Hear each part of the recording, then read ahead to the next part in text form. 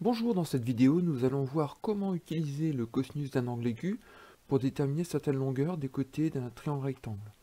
Nous allons en profiter pour voir aussi comment rédiger un tel exercice. Alors ici, vous voyez, on a un triangle ABC qui est rectangle en B, tel que AC est égal à 11 cm, et on nous donne aussi dans la figure que l'angle BAC mesure 27 degrés. On demande de calculer la longueur de AB.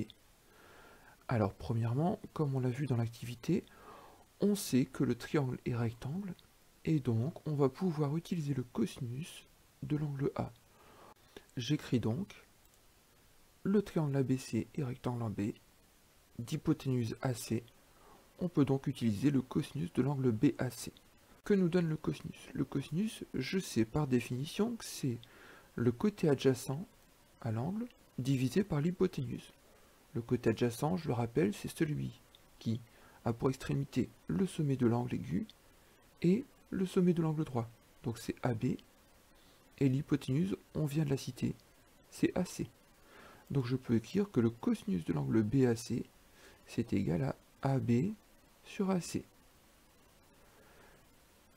Mais l'angle BAC, je le connais, il mesure 27 degrés. Le côté AC, je le connais, il mesure 11 cm. Je peux donc remplacer et écrire que cosinus 27 degrés est égal à AB sur 11. Et puis maintenant, étant donné que cos 27 est égal à AB sur 11, je peux remarquer que je peux écrire cosinus 27 degrés comme égal à cosinus 27 degrés sur 1. Pourquoi? Parce que ça m'intéresse, je vais pouvoir ainsi calculer la longueur de AB en utilisant l'égalité des produits en croix. Qu'est-ce que ça me donne? Eh bien ça me donne AB égale 11 multiplié par cosinus 27 degrés divisé par 1. Mais on est bien d'accord, le divisé par 1, je ne suis pas obligé de l'écrire. J'ai mis cette partie ici en gris parce qu'on n'est pas obligé de l'écrire. On peut laisser tout simplement cos 27 degrés égale à AB sur 11 et faire le produit en croix dans sa tête.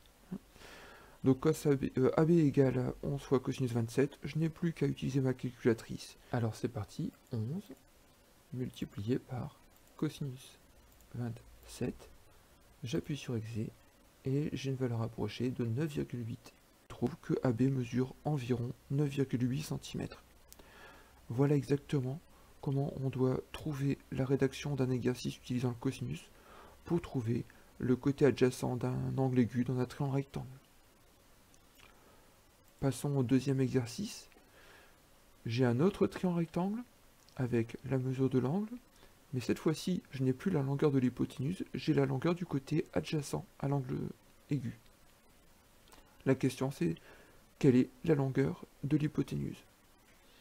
Alors on va commencer exactement de la même façon que tout à l'heure, en disant que le triangle DEF est rectangle en E, d'hypoténuse DF, donc on peut utiliser le cosinus de l'angle EFD. De la même façon, j'exprime mon cosinus en fonction des longueurs des côtés. Donc le cosinus de l'angle EFD, c'est le côté adjacent, donc c'est bien FE divisé par l'hypoténuse, FD. Je remplace par les longueurs que je connais ou les mesures d'angle que je connais. L'angle EFD mesure 64 degrés, le côté FE mesure 3 cm, le côté FD, je n'en sais rien encore. De la même façon que dans le premier exemple, je peux faire apparaître ici une égalité des produits en croix, en écrivant que cos 64 sur 1 est égal à 3 sur FD, et puis donc FD va être égal à 3 fois 1 divisé par cosinus 64, c'est-à-dire à 3 divisé par cosinus 64.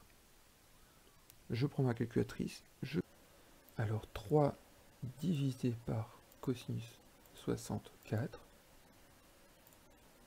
et j'obtiens une valeur de 6,84 environ. Je trouve que FD mesure environ 6,8 cm. Encore une fois, vous avez ici la rédaction à utiliser lorsque vous utilisez le cosinus d'un angle aigu pour calculer l'hypoténuse d'un triangle rectangle. Faites bien attention de vérifier que votre résultat est probable. Effectivement, ici j'ai FD qui est égal à 6,8 cm. FD, c'est l'hypoténuse du triangle rectangle.